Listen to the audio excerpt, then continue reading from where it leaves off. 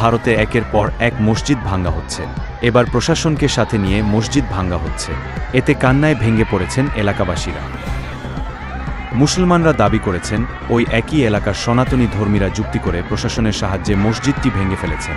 এতে তীব্র নিন্দা জানিয়েছেন মুসলমানরা।